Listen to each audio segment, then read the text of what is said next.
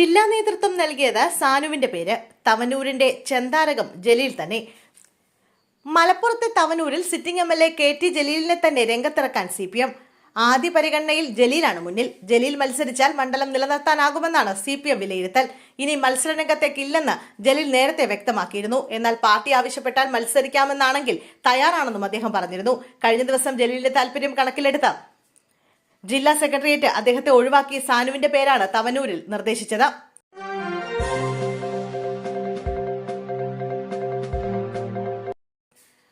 അമ്മയും സഹോദരിയും ആറ്റുകാല് പൊങ്കാലയ്ക്ക് പോയി. +2 വിദ്യാർത്ഥിനി വീടിനുള്ളിൽ തൂങ്ങി മരിച്ച നിലയിൽ. ബാലരാമപുരത്ത് +2 വിദ്യാർത്ഥിനി വീടിനുള്ളിൽ തൂങ്ങി മരിച്ച നിലയിൽ. വടക്കേവിള ഒറ്റപ്പനവിള ശ്രീയുത്രം വീട്ടിൽ രാജൻ ചന്ദ്രിക ദമ്പതികളുടെ ഇളയമകൾ സനൂജ രാജനെയാണ് മരിച്ച നിലയിൽ കണ്ടെത്തിയത്. 17 വയസ്സായിരുന്നു. ഇന്ന് രാവിലെ 10 മണിയോടെയായിരുന്നു സംഭവം. അമ്മയും സഹോദരിയും പൊങ്കാലയ്ക്കായി പോയതിനാൽ കുട്ടി വീട്ടിൽ ഒറ്റയ്ക്കായിരുന്നു. കുട്ടിയുടെ അച്ഛൻ വീട്ടിൽ തിരികെ എത്തിയപ്പോഴാണ് തൂങ്ങിയ നിലയിൽ സനൂജയെ കണ്ടെത്തുന്നത്. നെല്ലിമൂട് ഹയർ സെക്കൻഡറി സ്കൂളിലെ +2 വിദ്യാർത്ഥിനിയാണ് സനൂജ.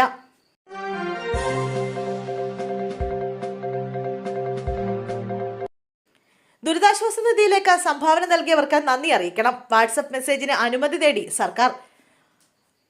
മുഖ്യമന്ത്രിയുടെ ദുരിതാശ്വാസ നിധിയിലേക്ക് സാമ്പത്തിക സഹായം നൽകിയവർക്ക് വാട്സ്ആപ്പ് വഴി സന്ദേശം അയക്കാൻ അനുമതി തേടി സംസ്ഥാന സർക്കാർ ഹൈക്കോടതിയെ സമീപിച്ചു. വയനാട് പുനരധിവാസത്തിന്റെ ഭാഗമായുള്ള ഭവന നിർമ്മാണ പദ്ധതികൾ പൂർത്തിയാക്കിയ സാഹചര്യത്തിലാണ് ഈ നീക്കം.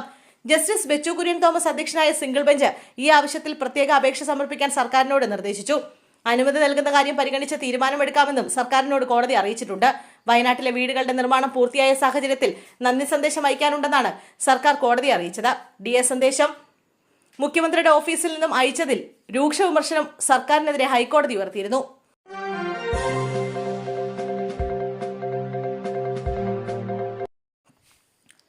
തിരുവനന്തപുരത്ത് അനധികൃത വൈദ്യുത വേലിയിൽ നിന്ന് ഷോക്കേറ്റു. അച്ഛനും മകനും മരിച്ചു. നഗരൂരിൽ പുരയിടത്തിൽ അച്ഛനും മകനും മരിച്ച നിലയിൽ. അനധികൃത വൈദ്യുതി വേലിയിൽ നിന്ന് ഷോക്കേറ്റ് ചെങ്കിക്കുന്ന് സ്വദേശികളായ കൊച്ചുണ്ണിയും മകൻ അഖിലുമാണ് മരിച്ചത്. സംഭവത്തിൽ പുരയിടത്തിൽ അനധികൃതമായി വൈദ്യുതി വേലി സ്ഥാപിച്ച സ്ഥല ഉടമയ്ക്കെതിരെ കേസെടുത്തു. രാത്രിയിൽ ഇരുവർക്കും ഷോക്കേറ്റുവെന്നാണ് പ്രാഥമിക നിഗമനം. പുരയിടത്തിന് സമീപത്തേക്ക് വന്നപ്പോൾ ഇരുവർക്കും ഷോക്കേറ്റതാകാമെന്നാണ് കരുതുന്നത്. മരച്ചീനി കൃഷി ചെയ്യുന്ന സ്ഥലത്ത് കാട്ടുപന്നിയുടെ അടക്കം ശല്യമുണ്ട്. ഇവയുടെ ശല്യം ഒഴിവാക്കാൻ സ്ഥാപിച്ച അനധികൃത വൈദ്യുതി വേലിയിൽ നിന്നാണ് ഇരുവർക്കും ഷോക്കേറ്റത്. ഇരുവരുടെയും മൃതദേഹം പോസ്റ്റ്മോർട്ടത്തിനായി തിരുവനന്തപുരം മെഡിക്കൽ കോളേജ് ആശുപത്രിയിലേക്ക് മാറ്റും.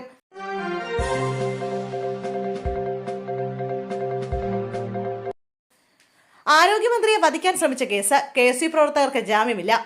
ആരോഗ്യമന്ത്രി വീണ ജോർജിനെ വധിക്കാൻ ശ്രമിച്ചത് കേസിൽ റിമാൻഡിലായ KSU പ്രവർത്തകരുടെ ജാമ്യാപേക്ഷ തള്ളി. Kannur judicial first class magistrate കോടതിയാണ് ജാമ്യാപേക്ഷ തള്ളിയത്. ജാമ്യാപേക്ഷയിൽ ഇന്നലെ കോടതി വിശദവാദം കേട്ടിരുന്നു. ഉണ്ടായത് കരിങ്കൊടി പ്രതിഷേധം മാത്രമാണെന്നും വധശ്രമം നിലനിൽക്കില്ല എന്നുമായിരുന്നു പ്രതിഭാഗത്തിന്റെ വാദം. എന്നാൽ പ്രതികളെ കസ്റ്റഡിയിൽ ആവശ്യപ്പെട്ട പ്രോസിക്യൂഷൻ കൂടുതൽ CCTV ദൃശ്യങ്ങൾ പരിശോധിക്കേണ്ടതുണ്ടെന്നും കൂടുതൽ പേർ കൃത്യത്തിൽ പങ്കെടുത്തിട്ടുണ്ടെന്നും കോടതിയിൽ വാദിച്ചു. പ്രതികളെ ഈ മാസം 5-ന് കോടതിയിൽ ഹാജരാക്കും.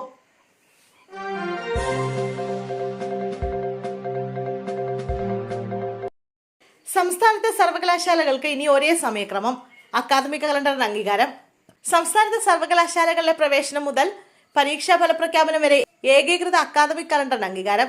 ജൂലൈ 1-ന് ക്ലാസ് ആരംഭിച്ച മെയ് 25-നകം 1-ാം വർഷ ഫലപ്രഖ്യാപനം സാധ്യമാക്കണമെന്നാണ് അക്കാദമിക് കലണ്ടർ നിർദ്ദേശിക്കുന്നത്. സർവകലാശാലകളിലും അഫിലിയേറ്റഡ് കോളേജുകളിലും ഒരേ പ്രവർത്തന സമയം വരുമ്പോൾ വിദ്യാർത്ഥികളുടെ അന്തർ സർവകലാശാല മാറ്റമടക്കം സാധ്യമാകും. നിലവിൽ ഒരേ കോളേജിന്റെ പരീക്ഷ ഫലപ്രഖ്യാപനം തുടങ്ങിയവയ്ക്ക് വ്യത്യസ്ത സമയക്രമമാണ്. ഇതിന് പരിഹാരമാകുന്നതോടെ കോളേജ് മാറ്റം സർവകലാശാല മാറ്റം എളുപ്പമാകുമെന്നാണ് 4 വർഷ ബിരുദ പ്രോഗ്രാം സംസ്ഥാന നിരീക്ഷണ സമിതിയുടെ വിലയിരുത്തൽ.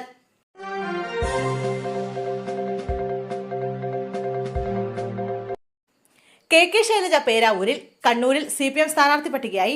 നിയമസഭാ തെരഞ്ഞെടുപ്പിൽ പേരാവൂർ മണ്ഡലത്തിൽ മുൻ ആരോഗ്യമന്ത്രി KK ശൈലജ മത്സരിക്കും. CPM കണ്ണൂർ ജില്ലാ സെക്രട്ടേറിയറ്റ് യോഗമാണ് സ്ഥാനാർത്ഥി പട്ടികയ്ക്ക് അന്തിമ രൂപം നൽകിയത്. നിലവിലെ സീറ്റായ മട്ടന്നൂർ വീണ്ടും നൽകാനാവില്ലെന്ന് പാർട്ടി നേതൃത്വം അറിയിച്ചിരുന്നു. തുടർന്നാണ് ശൈലജ പേരാവൂരിൽ മത്സരിക്കാൻ സന്നദ്ധത പാർട്ടി അറിയിച്ചത്.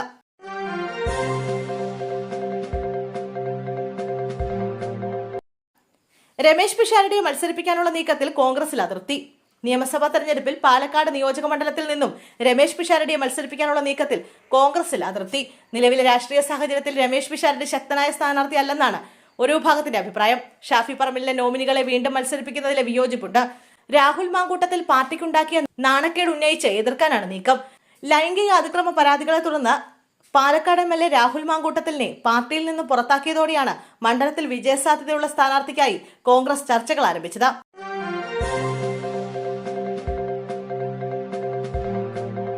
മുതിർന്ന കോൺഗ്രസ് നേതാവും മുൻ കേന്ദ്രമന്ത്രിയുമായ KP ഉണ്ണികൃഷ്ണൻ അന്തരിച്ചു. 89 വയസ്സായിരുന്നു. കോഴിക്കോട്ടെ സ്വകാര്യ ആശുപത്രിയിൽ ചികിത്സയിലിരിക്കെയാണ് അന്ത്യം. VP സിംഗ് മന്ത്രിസഭയിൽ അംഗമായിരുന്നു. 1971, 1996 വടകരയിൽ നിന്നുള്ള MP ആയിരുന്നു. സംസ്കാരം നാളെ രാവിലെ 9 മണിക്ക് മാനാരി ശ്മശാനത്തിൽ നടക്കും.